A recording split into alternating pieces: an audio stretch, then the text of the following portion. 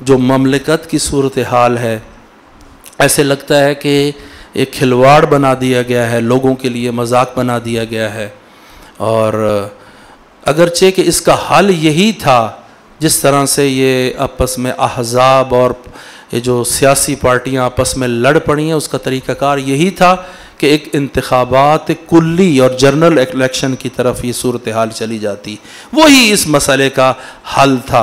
अगरचे कि अदालत ने दोबारा असम्बलियों को बहाल तो कर दिया है, लेकिन आप देख लीजिएगा कि ये असम्बलियों को बहाल होना मसले को हल नहीं करेगा।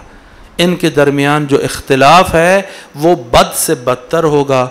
लोगों के हालात पहले ही कोई अच्छे नहीं हैं, लोग पहले ही मुश्किलात के अंदर शिकार हैं, और उधर से इन की आपस में जो इख्तिलाफ है उसकी खलीज भी बढ़ती चली जा रही है।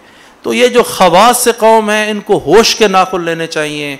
जिस तरह से इस ममलिकत की मईशत नीचे गिर रही है, लोगों के हालात बहुत बदतर हो गए हैं। इन हालात को ठीक करने के लिए, लेकिन इससे जो बड़ा मसला जो इन दिनों में पेश आया है वो अमेरिका की मुदाखलत थी कि अमेरिका ने आकर ममलिकत के पाकिस्तान की आज़ादी के ऊपर हमला किया था। ये जो हमला था, ये सिर्फ और सिर्फ ये नहीं था कि वज़ीर आज़म को हटाने के लिए था, नहीं, ये हमला इसलिए था कि आहिस्ता आहिस्ता इसको आगे बढ़ाते और उसको लेकर चले जाते उस चीज़ तक कि जो हमारे पाकिस्तान में हमारे पास है, जो हमारी आज़ादी की ज़मानत है। वो क्या है? वो हमारे न्यूक्लियर एसेट्स हैं।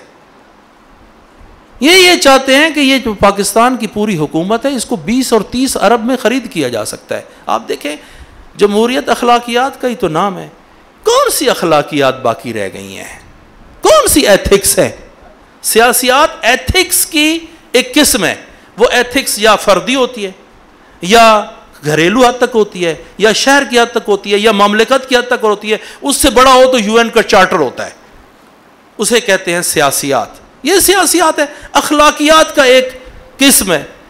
हम ये देखते हैं सिंध हाउस के अंदर 4-4 करोड़, 25 करोड़, 30 करोड़, मैंने थोड़ा रेट लगाया, रेट थोड़ा सा इनका ज़्यादा है, 25 करोड़, 30 करोड़। किसी के पास 50 करोड़ होगा ना, आपका एमएनए आपको मिल सकता है। आप यानी अगर कोई बंदा 20 अरब है ना, तो कोई चंद एक अरसे के बाद 40 अरब रुपए या 60 अरब रुपए या इससे भी ज़्यादा पैसे लगाकर बड़ी आसानी से पाकिस्तान की गवर्नमेंट को टॉपल कर सकता है।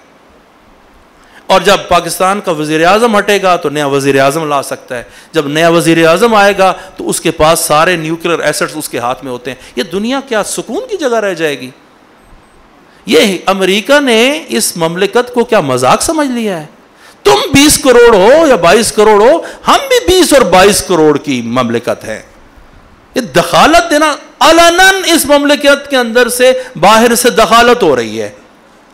अदालत भी चुप है, फौज भी चुप है, सारे के सारे इदारे खामोश है। इस अलनन दखालत पर आया खामोश रहना बनता है।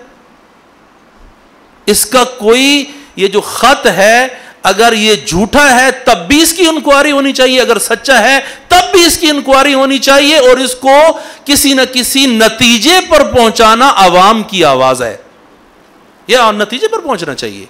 बहरहाल अहज़ाब के दरमियान यह है कि अहज़ाब आपस में तरीके से चलें, यह ना हो कि जो बचा हुआ है उसको भी हम ख़राब कर बैठे।